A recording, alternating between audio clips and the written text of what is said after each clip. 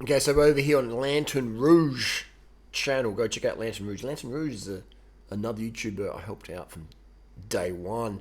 Check this out. We'll do a slow-mo on this one. His disc brake slid out. He definitely wouldn't have crashed on rim brakes. He had plenty of line there to take. Let's do a slow-mo on that one. Here comes the slow-mo. Comes into the corner. The line's pretty good. Apex is alright. It's not as good as it could be, but it's satisfactory. He's coming around. The road does look pretty good, but he feathers off a bit of speed. Boom. Disc brakes lock up. With disc brakes at high speed and a lightweight wheel, the spokes flex. The wheel flexes to the left, to the right. The gyroscopic effect is not satisfactory at World Tour level. It's dangerous. This is dangerous brakes.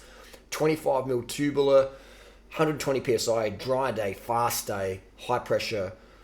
And look at that. Just lock up the rear wheel. What pro locks up a rear wheel on a pretty easy corner when he had plenty of room? You know who does that? Someone who's used to rim brakes and someone who's now riding inconsistently modulated disc brakes. So this is the reason why these Cervelo S5s, whilst they're a nice bike to look at, some people like the look of them, some people don't. Roglic's bike, for it to be safe, would unfortunately have to be taken to landfill. Because if you go and check this video out by Lucia Technique Rao, it's called Cervelo Design Fail.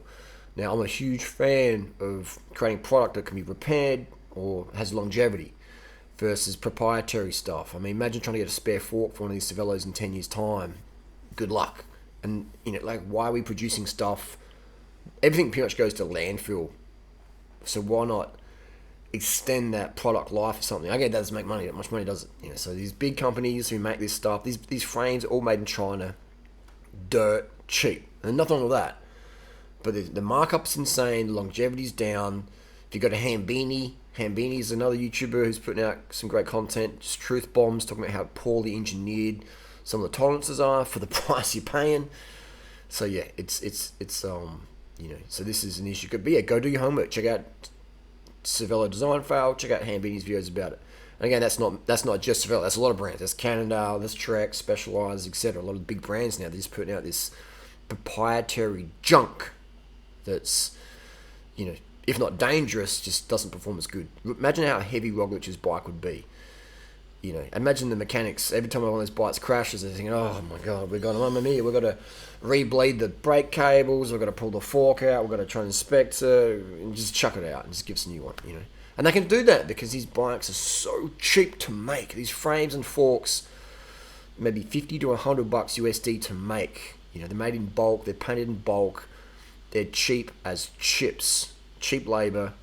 That's how they can afford to spend so much money on marketing and sponsors and stuff like that. There's markups insane. Look at there's all these parts in here.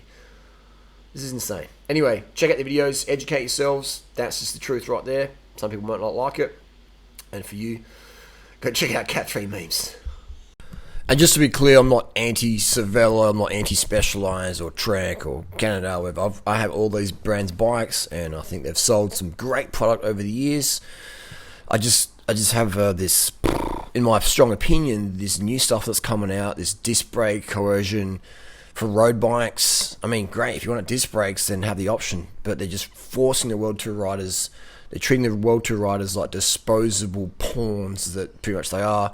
If you don't believe that, then look what Trek did and Oakley and Nike did to Lance once the public knew what they knew all along. It's like, bye-bye Lance, see you later. So these people are disposable. If Roglic crashes, breaks his pelvis, they're like, yeah, that's disappointing, but who we also got in the roster? Oh, that JV kid from, was it Norway, Denmark, the fish guy? Yeah, let's get him on. So you're just replaceable. You're replaceable. Can't do the watts per kilo. Bye-bye, see you later. Thanks for coming. You can drive the car instead. It's cutthroat, and that's what I have an issue. Again, that's the world we live in. It's not just pro cycling, it's the world we live in. Over 30,000 kids under age 5 die per day from starvation. And we're shutting the world down for the Pangolin, take away soup flu. It's just insane. It's insanity. But hey, that's just me and my crazy thoughts over here in Vegan Town on the hard rubbish sofa. So that's the deal there. Yeah. Anyways, to end it on a socially narrative PC note, what team was this? Do you recognise what team this was? Anyway, that's the deal. Whatever bike you're on, I hope you have a safe ride. I hope you enjoy it. And I'm a big fan of bicycle designs that don't spike cortisol.